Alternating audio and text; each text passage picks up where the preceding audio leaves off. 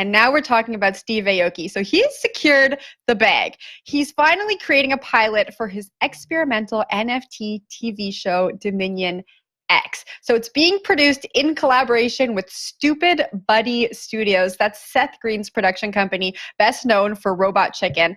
And although the financing, we don't know the details of the financing, where it's coming from, this is very exciting. I don't know if any of you have seen the YouTube video that's kind of a window into what Dominion X could be. There we go. It's on the screen. It's a little bit trippy, but super cool. So these NFTs around Dominion X sold out in 30 seconds. I believe it was 500 NFTs sold out in 30 seconds. They used that to prove the use case for having a show on the blockchain, and here we are. So Naomi, I'm going to kick this off to you while this crazy video plays. What does this tell you? Do you think people we're all on want to today consume in the hash. content? Yeah, we're all like, whoa. What's going on? We are just entranced now. That's it. We're just going to be sitting here watching this video. I like the ninja guys. It's got me hooked. I mean, it's interesting because they say specifically that the ultimate goal wasn't to finance a television show as much as it was to show that there's a market for original IP on the blockchain. I'm a call BS on that. I don't know. Thank you, like, Naomi. I think that we've got these NFTs that currently they're more considered as part of the art world than anything else, and art notoriously has giant lobby groups, and so it excludes them from a lot of the same like capital gain stuff that other assets may be subject to. And so now, like NFTs, we're like, well, these aren't securities. But then you're like, oh, well, we're just selling NFTs and financing our show with it.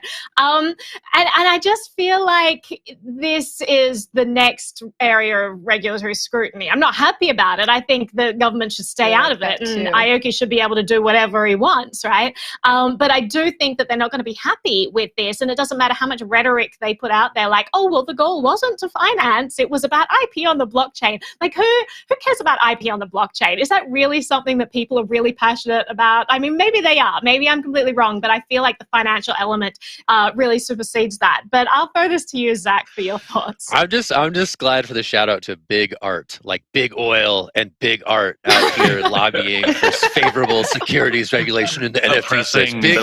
Big art out here to get us.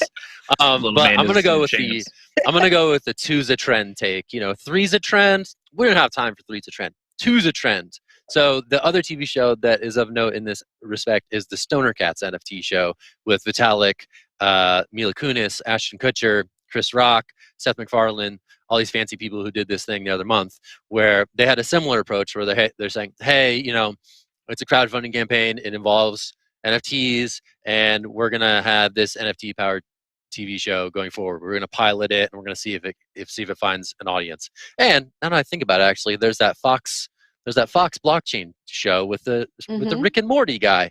So anyway, it seems like the whole NFT TV show thing is really kind of like picking up a little bit of momentum. So interesting to see, to me, another artist experiment with this as a vehicle to, again, foster fan engagement in a way that previously wasn't accessible to them, right?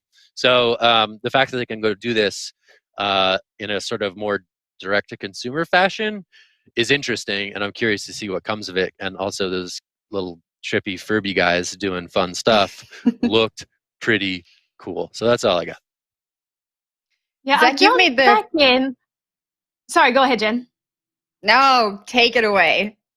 Well, I just want to play devil's advocate on my own point, just because like now I'm thinking about it more, like IP on the blockchain. Like obviously, that is a very interesting field, right? Because IP is, I mean, IP is like a whole rabbit hole that we could. If Ben were here, we'd probably fight about this on the show. I'm not a huge fan of IP actually, but it's interesting when it gets into this decentralized world rather than this government controlled world. So there perhaps is a place for that, you know, decentralized world to expand our understanding of IP and how it can be used and all of that. So I'm not completely shutting that idea down. I'm more just a little bit cynical about this particular instance. So I wanted to clarify that. Yeah, and just off the back of that, Naomi, I was referencing, Zach has often said, you know, we've seen engagement in NFTs for sport kind of take off. And we're yet to really see that in the entertainment world. And I think we're starting to see that now with these television show NFTs. I don't know that fans want to engage on the level that these creators think they do. I mean, if we look at Stoner Cats, those NFTs cost $750 to obtain, and then so it costs $750 to watch the show, right? And so I think we're testing things. I think we're going to see it change a lot. Something is there. I don't know if it's quite this though. Yeah, and I think it depends on the artist as well and what kind of precedent they set up. Because you look at someone like Taylor Swift, and she puts out something where she's wearing a different you were going to shape. bring in Taylor Swift into this conversation. Like, people, like her fans have been trained to look for clues in every single thing she says. And it's this game, you know, people are constantly throwing out their theories, and it's fun. You know, I get into this. It's like really fun to be like, okay, so what's the next album then? And how many holes were there in the fence? And, you know, it's like, it's ridiculous. But someone else will do this, and they'll be like, hey guys, I've got this game, and the fans will be like, okay, I mean, is it music? Can I just listen to your music? Because, you know, and so unless you've created that culture of sleuthing and involvement, I don't think you could just slap it on the top and say, now we're an engagement platform and everyone's going to get involved. I think you really have to harness that. Taylor Swift's someone who's done a brilliant job at that. I'm not sure that other people quite understand the level of commitment that's needed to get fans involved and actually get them excited about participating.